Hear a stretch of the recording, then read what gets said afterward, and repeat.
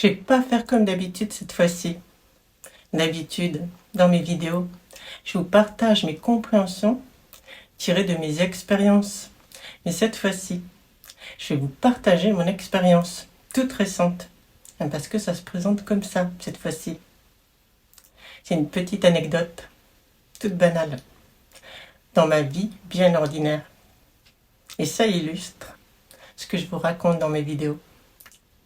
Cette petite expérience m'a fait vivre, une fois de plus, la dualité, les paradoxes, et me laisse même percevoir mon âme, et peut-être ce qu'elle est venue chercher. Allez, assez de suspense, je vous raconte mon anecdote.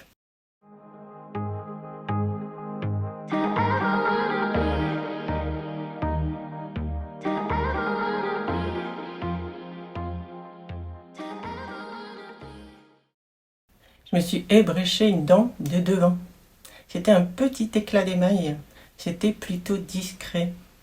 Mais il y avait en moi tout plein d'émotions qui étaient enfouies et dont je n'avais plus conscience et que je refoulais. C'est vrai que j'avais déjà cassé cette dent par le passé et qu'elle avait déjà été réparée. Mais cette fois-ci, c'était moins important, moins visible. Mais finalement, casser une dent, c'est jamais anodin. Je me disais, c'est vraiment rien, c'est pas grave, ça ne se voit pas. Et dans quelques mois, ça sera réparé. Il n'y a vraiment pas de quoi en faire tout un plat. Mais aussi, en fond, depuis quelques jours, je me faisais intérieurement la réflexion, tu n'es pas en paix, tu n'es pas en paix. Et ça revenait à chaque fois. Et je vous précise ce point, car c'est très important pour la suite. J'ai donc appelé une dentiste que je connais, car c'est la conjointe d'un ami. Je m'attendais à avoir un rendez-vous dans 1 mois, voire 2 mois, car je sais que le cabinet est très chargé. Et en effet, son assistante me dit qu'elle me met sur la liste d'urgence en attente et qu'elle me rappelle dès qu'elle a un créneau. Et à ma grande surprise, elle me rappelle très rapidement. Elle me propose même un rendez-vous 2 jours plus tard. Waouh! Je me dis quelle chance! Le jour J, je pars de chez moi à l'heure. Il y a 25 minutes de trajet pour me rendre au cabinet. Et sur la route, de manière totalement inattendue, je commence à ressentir que des émotions montent. Et plus je me rapproche du cabinet, et plus les émotions deviennent intenses. Tellement intenses qu'à un moment, je n'arrive même plus du tout à conduire. Je suis obligée de m'arrêter. Tellement les émotions ne peuvent plus être contenues. C'est carrément un volcan en éruption. Et tout mon maquillage est foutu. Je repars quelques instants plus tard, après m'être prise. Mais je me trompe de route, tellement je suis secouée. Et je perds alors encore quelques précieuses minutes. Et j'arrive au cabinet avec 1/4 d'heure de retard. Je commençais vraiment à penser que cette journée était vraiment mal partie. Une JDM, comme on dit. Je commence à voir mes chances d'être réparée carrément tombées à l'eau. Et effectivement, la dentiste me dit qu'elle m'avait prévu 1/4 d'heure et que l'on n'a plus trop de temps. Elle n'est pas très contente, mais je la comprends. Et moi, je pensais retrouver mon sourire rapidement. Et en fait, je le perds complètement. Je touche littéralement le fond. J'explique à la dentiste que j'ai dû m'arrêter sur la route. Et alors, le flot d'émotions revient de plus belle. Je n'ai même pas le temps de lui dire que, en prime, je me suis perdue. À ce moment-là, je pense, mais c'est foutu. Tu perds encore plus de temps en pleurant dans le cabinet. Je pensais avoir tout versé, mais pas du tout. Mais à ce moment-là, la dentiste a vraiment été plus que géniale. Elle a pris le temps, énormément de temps. Elle a trouvé les bons mots, la douceur, la tendresse et le soutien dont j'avais besoin. Elle a, comment dire, elle s'est transformée en une jolie fée. Et elle me répare ma dent avec sa baguette magique dans la foulée. Merci. Merci vraiment si tu m'écoutes. Tu as été vraiment génial. Et ton assistante aussi. Elle me propose même d'aller faire un détour chez son conjoint, qui est donc un ami. Je quitte le cabinet, encore très secouée. Les émotions sont encore très fortes. Et je suis très bouleversée du revirement de situation. Et surtout, de tout l'amour que j'ai reçu en fait. Et je sens que petit à petit, un nouveau sentiment s'installe. Donc chez mon ami, je ressens en fond ce nouveau sentiment. Je ne sais pas trop de quoi il s'agit et je ne peux pas y être pleinement présente. Alors il reste en fond. Les échanges que j'ai avec cet ami sont toujours très riches, passionnants et pleins d'enseignements. Je passe un super moment, comme à chaque fois. Donc merci à toi aussi, l'ami, si tu me regardes. Je reprends la route du retour. Ce sentiment qui avait commencé à émerger est maintenant totalement présent.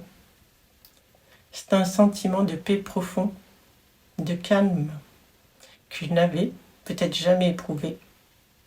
Et il a duré toute la journée. Après avoir vécu des émotions très fortes, très bouleversantes, très inconfortables, de manière totalement inattendue, je me retrouvais avec un sentiment à l'exact opposé et à la mesure pour moi de ce que j'avais vécu. D'habitude, après une grosse tristesse et beaucoup de pleurs, on est en général plutôt abattu, fatigué, et la tristesse reste en fond. Je crois que l'âme vient sur Terre pour ressentir des émotions à travers le corps. Elle vient précisément pour cela. L'âme vient ressentir des émotions bien particulières, et tant qu'elle ne les a pas ressenties par l'intermédiaire de notre corps, la vie nous représente des expériences pour nous les faire vivre de manière de plus en plus forte, jusqu'à ce qu'on lâche. La vie nous amène donc des expériences pour nous permettre de ressentir certaines émotions. Et tant que cela n'est pas vraiment fait, la vie propose encore et toujours des expériences. Et si on résiste, elle présente des expériences plus fortes pour nous amener à lâcher prise. C'est lorsque l'on vit ces émotions que l'on retrouve le centre. Bon, je reconnais que pour ma part, il ne m'en faut peut-être pas beaucoup. Mais je résistais à ces émotions en temporisant. Mais visiblement, il fallait qu'elles sortent. J'ai dû lâcher prise. C'est ça le lâcher prise. C'est autoriser la vie. C'est accepter les expériences, car elles doivent être vécues pleinement et surtout ressenties dans le corps à travers les émotions. Si vous ne l'avez pas vu et que vous voulez en savoir plus, allez voir la vidéo Pourquoi la dualité et comment sortir. Et aussi celle qui s'appelle Comment stopper les expériences. Car c'est précisément de ça que je parle là-dedans. Et la pleine lune, qui n'était pas loin, a dû aider aussi au niveau des émotions. Pour moi, tout était parfaitement synchronisé pour cette expérience. Et le sujet de ma dernière vidéo sur la nature féminine embarquait tout le monde sur la lune. La lune était énorme, avec une belle couleur orangée. On ne pouvait pas la louper.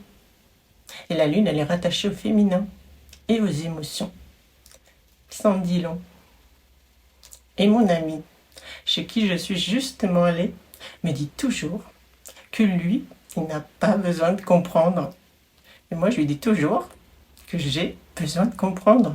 Et que c'est pour ça que je partage sur ma chaîne tout ce que j'ai fini par comprendre. Car c'est ça qui m'aide à accepter.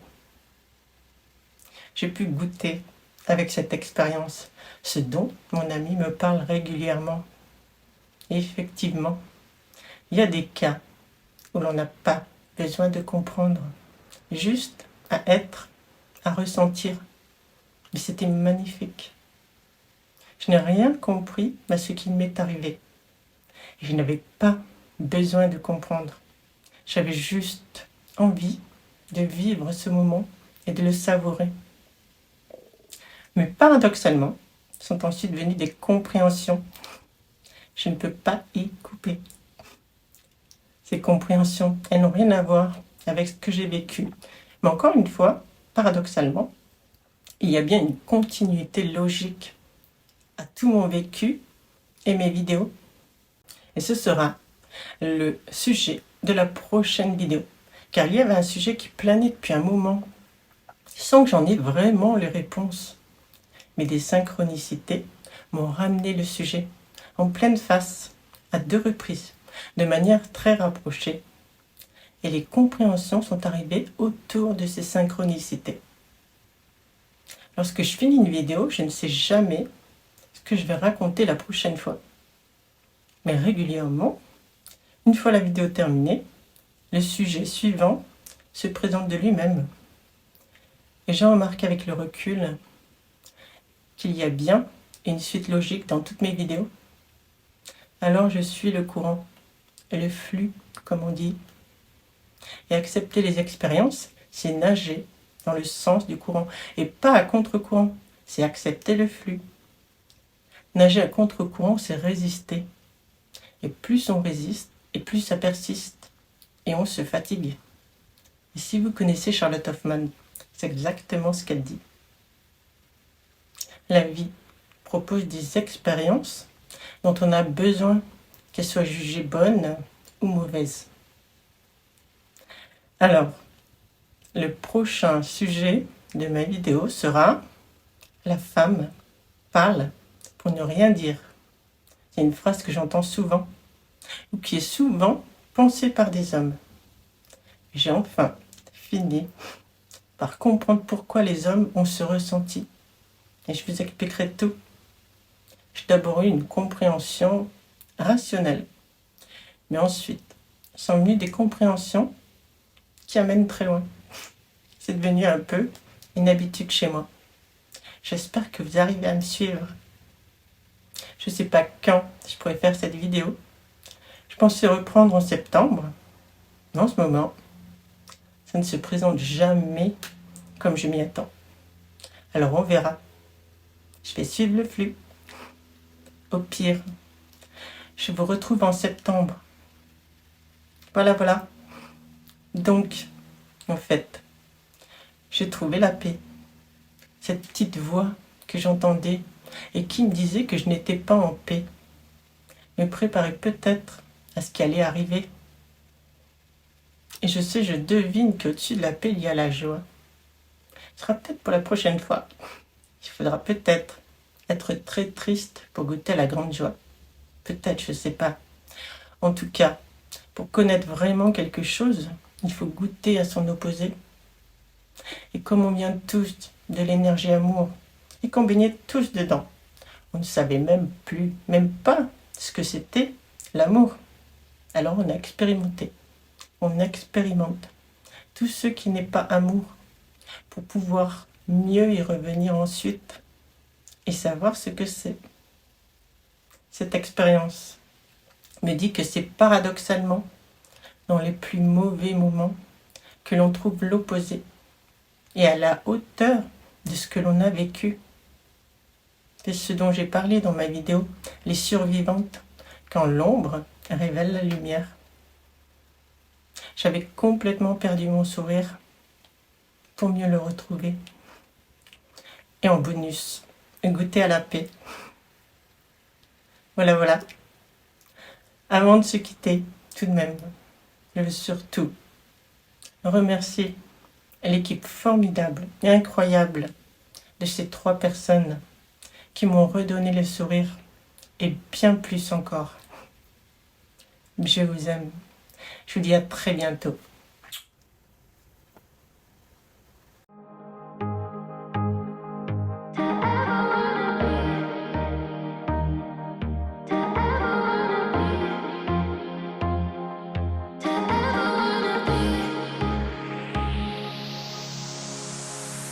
seems right.